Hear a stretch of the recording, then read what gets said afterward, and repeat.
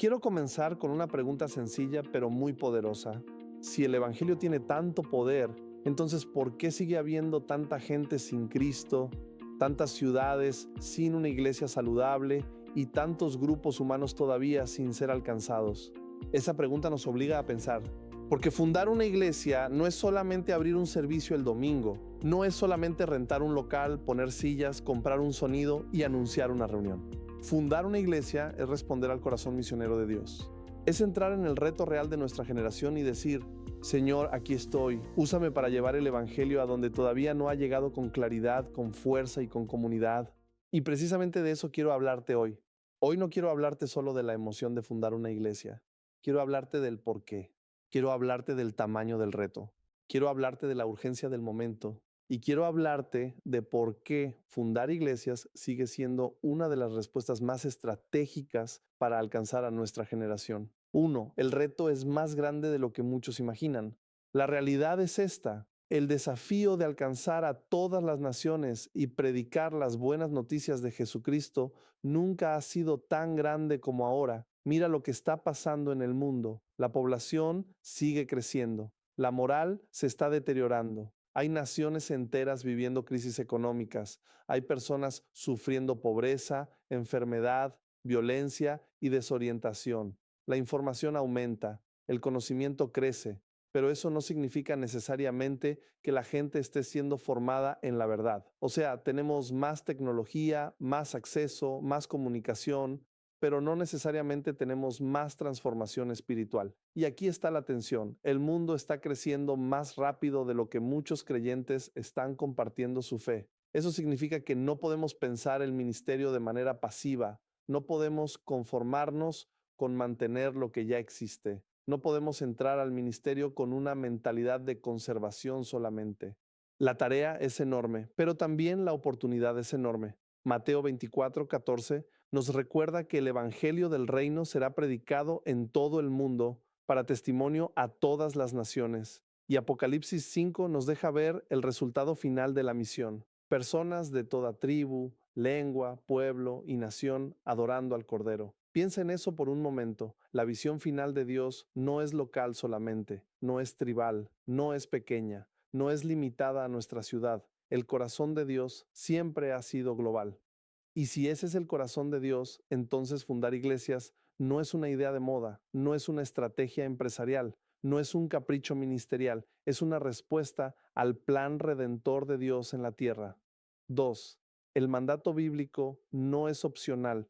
Jesús fue clarísimo en Mateo 28, 19 y 20. Vayan y hagan discípulos a todas las naciones. Eso no fue una sugerencia, fue un mandato, no fue una idea para cristianos muy apasionados, fue la misión de la iglesia. Y aquí hay algo muy importante. La gran comisión no solo tiene que ver con ir, sino con hacer discípulos, bautizar y enseñar a obedecer todo lo que Cristo mandó. O sea, no se trata solamente de lograr conversiones momentáneas, se trata de formar comunidades de fe donde las personas puedan crecer, ser discipuladas, sanar, servir y vivir para Cristo. Por eso la iglesia local sigue siendo tan importante, porque mucha gente puede escuchar el Evangelio en un video, en una prédica o en una conversación. Pero el lugar más seguro para afirmar a una persona en la fe sigue siendo una comunidad local sana, bíblica y viva. Y aquí hay otro dato muy fuerte. El grupo Barna realizó una investigación de 20 años entre cristianos y encontró algo alarmante. Muy pocos creyentes comparten su fe con otros.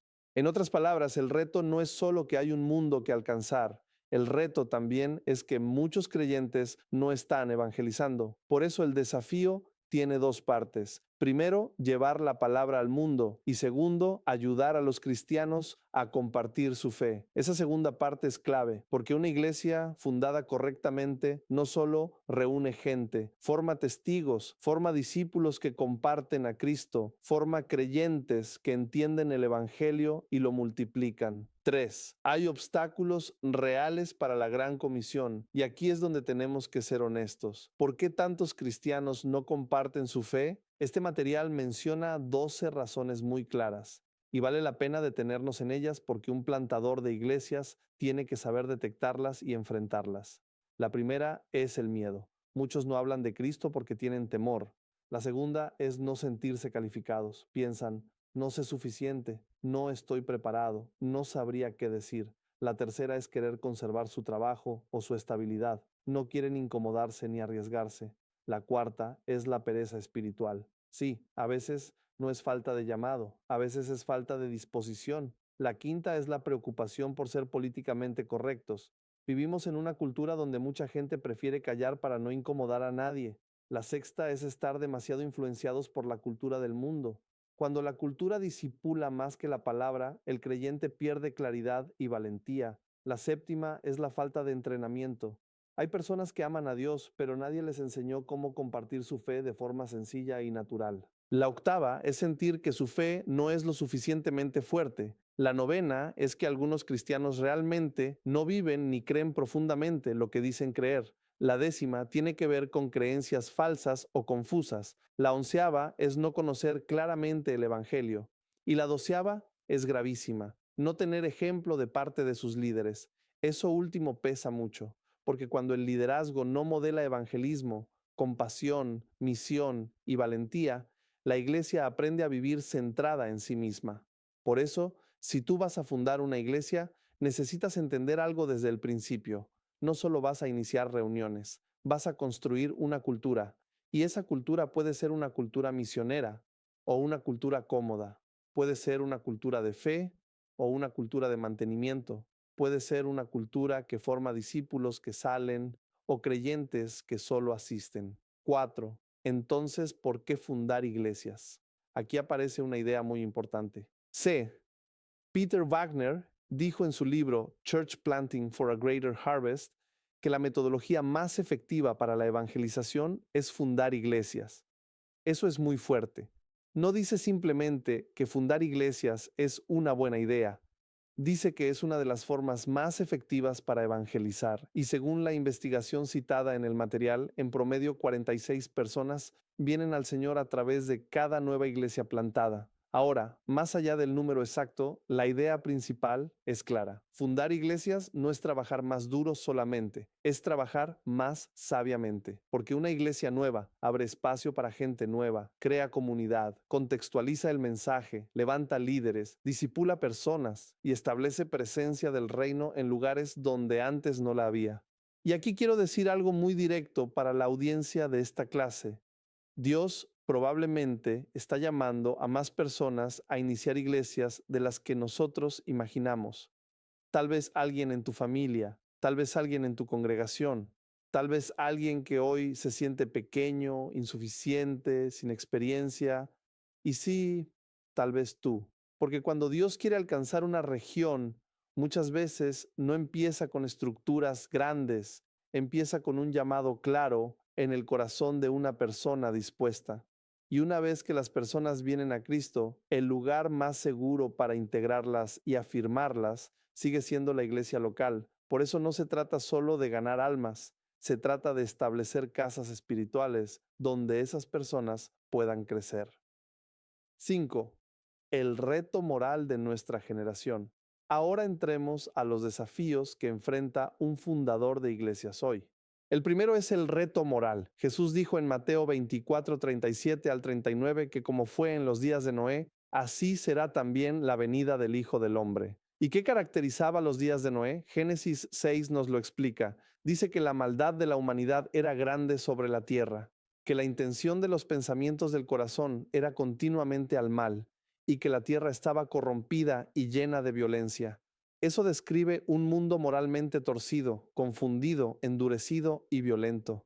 ¿Te suena conocido? Vivimos en una generación con avances impresionantes, pero también con una profunda crisis moral. Hay confusión sobre la verdad, sobre la identidad, sobre la familia, sobre la sexualidad, sobre el bien y el mal. Hay violencia, cinismo, adicciones, egoísmo, superficialidad y una normalización del pecado. Entonces la pregunta es, ¿qué hace un fundador de iglesia frente a eso? ¿Se intimida, se retrae, se queja o entiende que precisamente en tiempos oscuros la luz del Evangelio brilla con más fuerza? La decadencia moral no elimina la necesidad de fundar iglesias, la hace más urgente. 6. El reto poblacional. El segundo desafío es el reto poblacional. El material menciona que el crecimiento neto de la población mundial fue de alrededor de 78 millones y que la población global llegó a 7.4 billones en ese periodo citado. La idea central es esta: la población sigue creciendo constantemente y no solo eso, las personas viven más años. Hay mejor nutrición y mejor atención médica en muchas partes del mundo. Y además hay una enorme cantidad de jóvenes. El material resalta que 26% de la población tiene menos de 15 años y ese grupo suele ser especialmente receptivo al Evangelio. Eso significa que no estamos hablando de un reto pequeño, estamos hablando de generaciones enteras que necesitan ser alcanzadas, formadas y discipuladas. Y aquí aparece un dato impactante: si el tamaño promedio de una iglesia fuera de 85 personas y si un grupo en casa promediara 15 personas, entonces se necesitarían más de 1 millón de nuevas iglesias y más de 5.6 millones de líderes de grupos en casa para seguir el ritmo del crecimiento poblacional descrito en el material. Es muchísimo, pero Mateo 9, 37 y 38 lo resume perfectamente. La mies es mucha, pero los obreros pocos. Ese sigue siendo el problema. No falta cosecha, faltan obreros, no falta necesidad, faltan enviados, no falta campo, faltan fundadores, discípulos, líderes y equipos. 7. El reto de los grupos no alcanzados. Otro gran desafío es el de los pueblos o grupos no alcanzados. Según Joshua Project, para 2020 había 7.367 grupos completamente no alcanzados, 1.184 mínimamente alcanzados, 1.794 superficialmente alcanzados, 3.734 parcialmente alcanzados y 3.218 significativamente alcanzados. ¿Y qué nos dice eso? Que todavía hay miles de grupos humanos donde el acceso al Evangelio sigue siendo mínimo, superficial o insuficiente. Es decir, no basta con decir ya hay iglesias en el mundo. La pregunta correcta es: ¿hay iglesias vivas, bíblicas, accesibles y multiplicadoras cerca de esas personas? Porque una nación puede tener cristianismo cultural y aún así seguir necesitando plantación de iglesias. Una ciudad puede tener templos y aún así carecer de comunidades misioneras saludables. Un territorio puede tener religión y seguir necesitando evangelio. 8. El reto de la urbanización. Otro reto enorme es la urbanización. Cada vez más personas viven en zonas urbanas. El material cita un reporte de Naciones Unidas que muestra que para 2014, 54% de la población mundial vivía en áreas urbanas, comparado con 30% en 1950 y con proyección a subir a 66% hacia 2050. Además, se proyectan decenas de megaciudades con más de 10 millones de habitantes. ¿Qué significa eso para un plantador? Que ya no podemos pensar la misión solo en términos tradicionales. Necesitamos entender barrios verticales, departamentos, movilidad, ritmo acelerado, fragmentación social, soledad urbana, multiculturalidad y vida digital. La ciudad no solo concentra gente, también concentra dolor, ansiedad, oportunidad, influencia y necesidad espiritual. Por eso Jonás 4:11 es tan importante cuando Dios habla de Nínive, esa gran ciudad por la cual él tenía compasión. Eso nos enseña algo poderoso. Dios se preocupa profundamente por las ciudades. Y si Dios se preocupa por las ciudades, la iglesia no puede ignorarlas. El fundador de iglesias tiene que aprender a leer su ciudad, entender su contexto y diseñar una estrategia que conecte con la realidad urbana. 9. El reto de la migración. Y finalmente está el reto de la migración. No toda migración ocurre por elección. Muchas veces sucede por guerra, discriminación, violencia o persecución. Pero aquí hay algo impresionante. A lo largo de la historia bíblica, lo que parecía tragedia muchas veces también se convirtió en oportunidad para la expansión del Evangelio. En Hechos 1:8, Jesús dijo que sus discípulos serían testigos en Jerusalén, Judea, Samaria y hasta lo último de la tierra, pero en la práctica ellos se quedaron en Jerusalén hasta que llegó la persecución. Hechos 8:1 nos dice que la iglesia fue esparcida. Hechos 8:4 dice que los que fueron esparcidos iban anunciando la palabra por donde quiera que iban. Y más adelante, en Hechos 11, vemos que esa dispersión abrió la puerta para que el Evangelio llegara a nuevos lugares, como Antioquía, donde muchos creyeron y se volvieron al Señor. ¿Ves esto? Lo que parecía dispersión terminó siendo expansión. Lo que parecía crisis terminó siendo misión. Lo que parecía ruptura terminó siendo avance del reino. Y hoy pasa algo parecido. El material menciona ejemplos de millones de personas desplazadas por guerra y conflicto, como sirios, etíopes y poblaciones afectadas en África. Menciona también la hostilidad entre extremistas musulmanes y cristianos en países africanos como Nigeria, así como la migración mexicana hacia Norteamérica y el movimiento constante de personas dentro de Asia buscando una mejor vida. ¿Qué significa esto para un fundador de iglesias?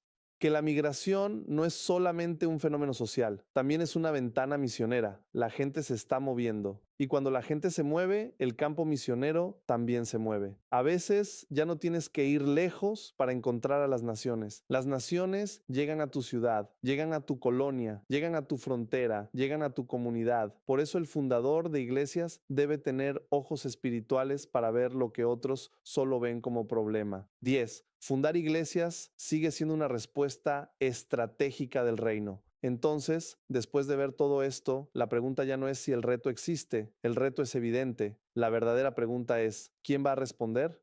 ¿Quién va a tomar en serio la gran comisión? ¿Quién va a formar discípulos? ¿Quién va a levantar comunidades sanas? ¿Quién va a ir a las ciudades, a las zonas nuevas, a los contextos difíciles, a los grupos olvidados, a los migrantes, a los jóvenes, a los quebrantados? Porque el mundo necesita más que admiradores del Evangelio, necesita personas que lo encarnen, lo anuncien y construyan comunidades alrededor de él. Y por eso plantar iglesias sigue siendo tan importante, porque frente a la decadencia moral, la iglesia establece luz. Frente al crecimiento poblacional, la iglesia establece presencia. Frente a los no alcanzados, la iglesia establece acceso. Frente a la urbanización, la iglesia establece estrategia. Frente a la migración, la iglesia establece esperanza. Así que termino con esta idea. Fundar una iglesia no es simplemente comenzar algo, es responder a algo que ya está en el corazón de Dios. Dios ama las naciones, Dios ama las ciudades, Dios ama a los no alcanzados, Dios ama a los desplazados, Dios ama a las nuevas generaciones y Dios sigue buscando hombres y mujeres que estén dispuestos a decir, Señor, aquí estoy, úsame para levantar una obra que haga discípulos, anuncie tu verdad y extienda tu reino.